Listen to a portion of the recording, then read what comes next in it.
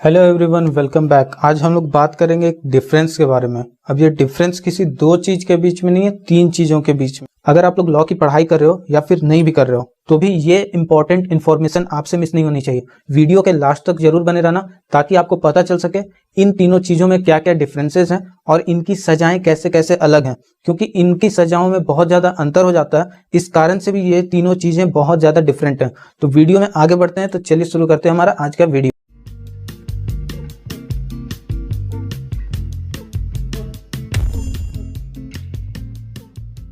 तो वो तीनों चीजें क्या है पहले ये जान लेते हैं। तो तीनों चीजों में से सबसे पहली चीज जो है वो है हमारा एजॉल्ट।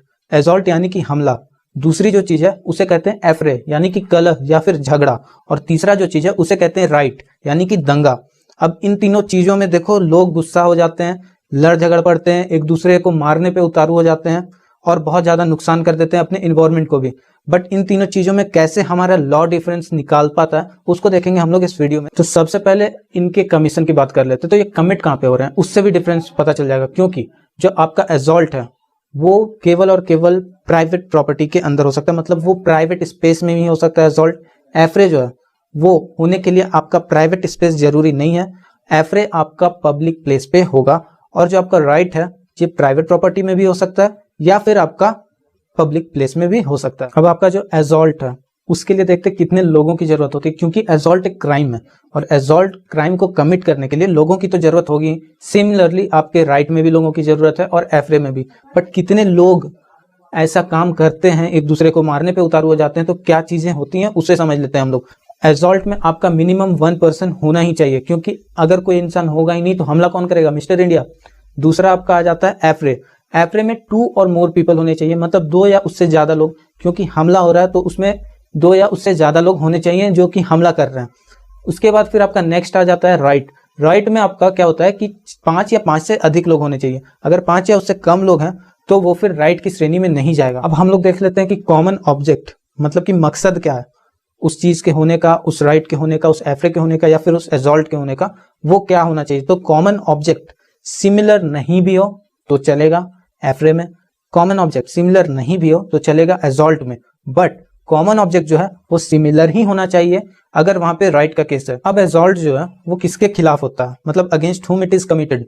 तो एजॉल्ट जो है हमेशा किसी पर्सन के खिलाफ होगा, तो वहां पर जिसके खिलाफ हुआ है वो या फिर उससे रिलेटेड इंसान ही उस जगह पर केस कर सकते हैं या फिर कुछ वैसा कदम उठाएंगे। बट जो आपका एफरे हुआ या फिर आपका जो राइट हो गया, ये दोनों में क्या होता है कि इससे mass number of people affected होते हैं, वो लोग देखते हैं इन चीजों को जनरली।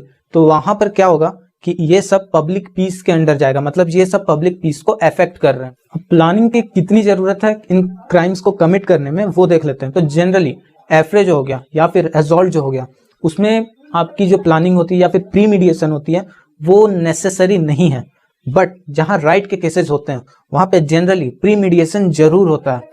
ये मैं जनरली बोल रहा हूं क्योंकि बहुत बार राइट्स भी सडनली अराइज हुए हैं, बट उससे क्योंकि वो एक बड़े पैमाने पे होता है तो प्री मीडिएशन तो जरूर हो जाता है वहां पे, क्योंकि वहां पे एक कॉमन ऑब्जेक्ट बनता है लोगों के बीच में।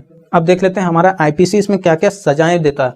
तो सबसे पहले अगर हम लोग देखेंगे तो जो हमला होता है यानी कि एजॉल्ट, इसमें क्या सजा मिलती है चलिए उसे जान लेते हैं। सेक्शन 352 यही बताता है कि 3 महीने तक की सजा और 500 रुपए तक का जुर्माना लगाया जा सकता है एजॉल्ट करने वाले पर। अभी तक हम लोग एफरे देख रहे थे, इसमें ज्यादा लोग इन्वॉल्व हैं इस झगड़े में, मगर यहाँ पे फिर भी सजा थोड़ी सी कम है एजॉल्ट से, इसलिए क्योंकि इसमें ज्यादा लोग इन्वॉल्व तो हैं बट ये पब्लिकली हो रहा है, मतलब कुछ सडन रेज में आकर के उस तरह का झगड़ा हुआ जिससे कि पब्लिक पीस पे इफेक्ट पड़े।